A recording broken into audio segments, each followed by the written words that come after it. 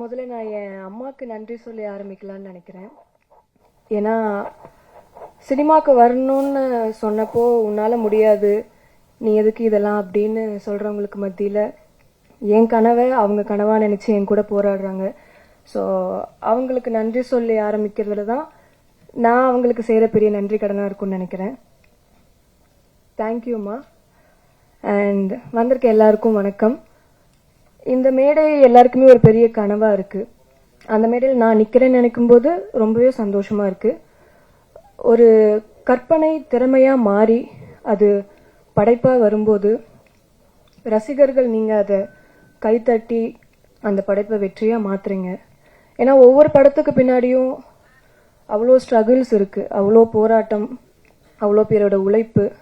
அதெல்லாம் தாண்டி இப்போது சார் உங்கள் பார்வைக்கு வருது.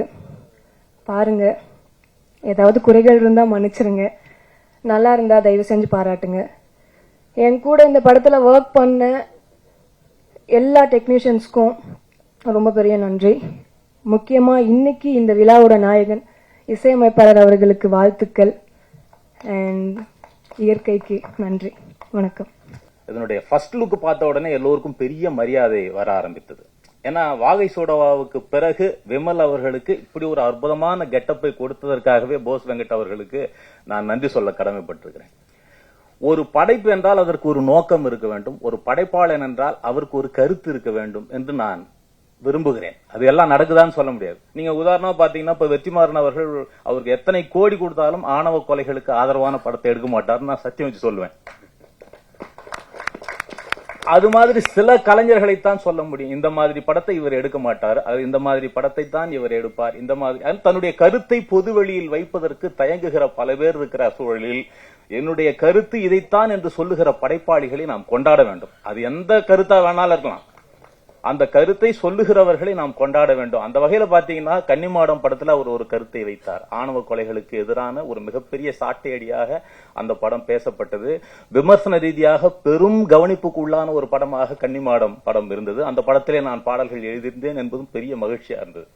இந்த படம் அது மாதிரி பாத்தீங்கன்னா இந்த சமூகத்திற்கு கல்வி எவ்வளவு அவசியமானது என்பதை சொல்லுகிற ஒரு படமாக, எளியவர்களிடமிருந்து எப்படி கல்வி பறிக்கப்படுகிறது, அவர்கள் எப்படி அதை மீண்டும் கண்டடைகிறார்கள் என்பதற்கான ஒரு படமாக அவர் காட்சிப்படுத்தி இருக்கிற விதம். அவர் என்கிட்ட கதை சொல்லும் போது நான் வியந்தேன். இங்க எப்படி அவர் கதையை சொல்லும் அதை நன்றி சொல்லும் போது தன்னுடைய விழிகளில் ஈரத்தோடே நன்றி சொன்னாரோ, அதுபோல கதை சொல்லுகிற போது அப்படியே கதாபாத்திரமாக மாறி உருகி உடைந்து அப்படி பேசுவதை நான் பார்த்து ரசித்திருக்கிறேன். ஒரு நல்ல கலைஞனால் தான் இப்படி கதை சொல்ல முடியும். அப்படி போஸ் வெங்கட் அவர்கள் ஒரு அற்புதமான ஒரு படத்தை இந்த சார் என்கிற படத்தை மாப்போசி என்று சொல்லி இப்போது சார் என்று மாறி இருக்கிற இந்த படத்தில் கொடுத்திருக்கிறார்கள். ரொம்ப அழகா அந்த ரெஃபரன்ஸ் எல்லாம் ரொம்ப சிறப்பு. பள்ளிக்கூடம் என்று ஏன் பெயர் வந்தது என்பதையெல்லாம் அங்கே தொட்டு இருக்கிறார்.